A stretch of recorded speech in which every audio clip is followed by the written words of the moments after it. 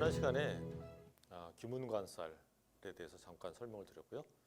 또 구체적으로 사례를 통해서 귀신을 본다는 분들이 어떤 사주를 가지고 있나에 대해서 살펴봤는데요. 좀 더 보완해서 지난 사례 설명을 드리면요. 지난 시간에 물론 이제 인해 합파에 대해서 이제 설명을 드렸고요. 그것이 기해년 출생인데 올해가 또 기해년이기 때문에 그게 뭐 4배 정도로 더 강한 그런 모습을 드러내고 있다라고 말씀을 드렸습니다. 좀 더 기문관살과 관련돼서 말씀을 드리면요. 이게 그 진해기문이 있지 않습니까? 진해기문 특별히 그 인격성 해리장애예요. 이중인격입니다. 다중인격이죠. 제가 사주 상담 하다 보면 진해기문이 있는 분 계세요. 그래서 제가 인격성 해리장애 다중인격이다라고 말씀드렸더니 맞다고 합니다. 그분의 직업이 뭐였을까요? MBC 탤런트입니다.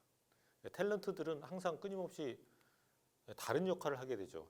한 사람의 인격 안에 많은 인격이 존재합니다. 그래서 진해 기문이 있는 분들이 연기를 하면 굉장히 잘할 수 있겠죠. 긍정적으로 볼 수가 있습니다. 이렇게 기문관살도요. 그래서 아까 그 사례를 좀 더 보완해서 설명을 좀 드리면은 물론 인해 합파가 있고요. 다시 대운이 이제 경진대운이고 기해대운이 때문에 이 해가 다시 인해합파라고 하는 모습을 드러냅니다만 또 부가해서 설명드리면요. 이게 진이 있어요. 대운에서. 대운 강력하죠. 진해귀문입니다. 아까 인격성 해리장에 귀신이 나온다고 하지 않았습니까? 그렇다면 심리학적으로 우리가 서양 심리학적으로요. 그분이 봤다는 3명의 검은색 소복을 입은 그 할머니들은 누구일까요? 만약에 인격성 해리 장애라면 서양 신경정신과의 견해에 의하면 그분도 분신이거든요. 그래서 귀신이 씌웠다. 그런 3명의 그 할머니 귀신이 쫓아다닌다 라고 했을 때 그것도 그분의 어떤 일부라고 하는 것이죠. 그래서 서양 심리학적으로는 그렇게 분석해서 말씀드릴 수 있겠습니다. 그래서 진해귀문이라고 하는 인격성 해리장애, 진해귀문의 모습이 드러난 데다가 기해년이 2개가 겹치니까 이 해에 의해서 이 인이 교란을 받죠. 그래서 이 목이 교란을 받을 때 귀신을 많이 보는 사례 많이 볼 수가 있겠습니다. 다음 사례 또 말씀드릴게요. 이 사례도 목이 굉장히 많습니다. 벌써 초록색이 1견 4개죠. 하지만 사실 더 많아요. 여러분들 합이라든가 충이라든가 해라든가 파라든가 명리학에서 사용하는 여러 가지 용어들이 있습니다. 자, 합 중에 해묘미 삼합이 있죠. 기초 과정을 마치신 분들은 아시겠지만 해묘미 삼합에 의해서 이 해수도 그 목처럼 작용을 할 수 있습니다. 근데 올해가 또 기해년이지 않습니까?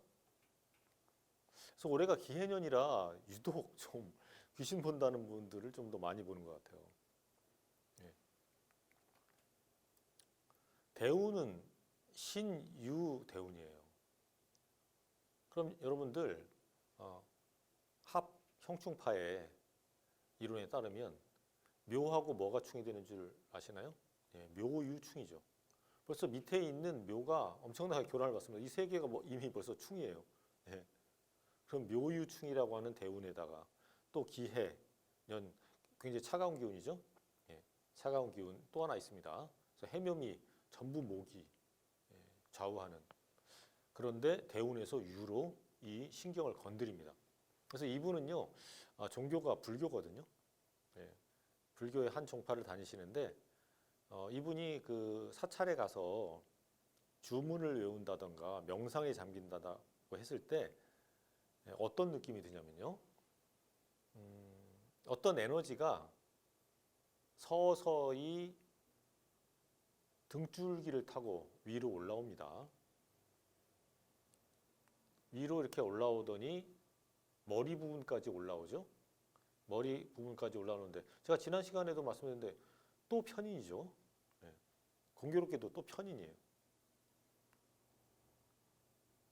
계속 에너지가 어떤 기운이 등줄 꼬리뼈로부터 등줄기를 타고 내장, 그다음에 가슴 부분으로 쭉 올라옵니다. 올라오더니 목을 타고서 머리에까지 그 에너지가 올라오더니 뭐가 보일까요?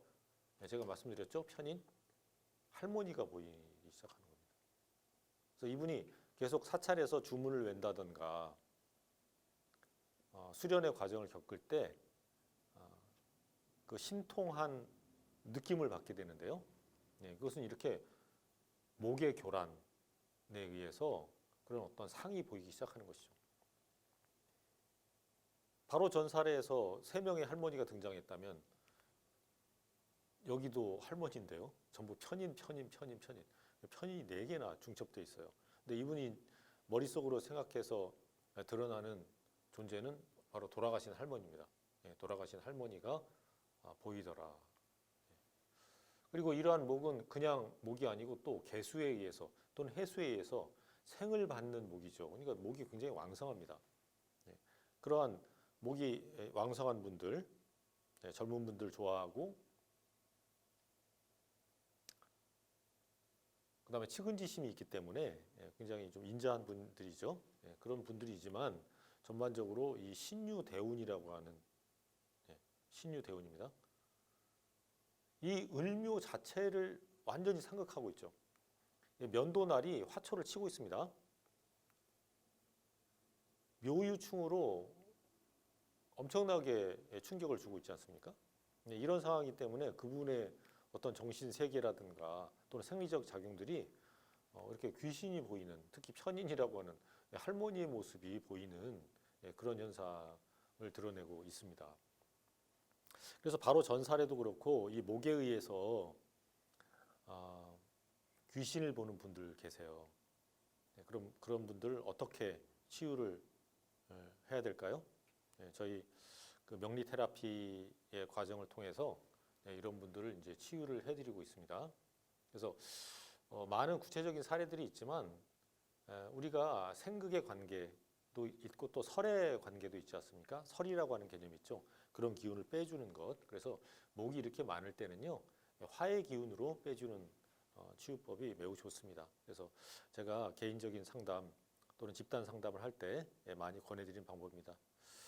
오늘은 2가지 전 시간과 함께 2가지 사례에 대해서 구체적으로 좀 말씀을 드렸습니다. 앞으로 좀 더 또 구체적이고 좋은 내용 가지고 찾아뵙겠습니다. 감사합니다.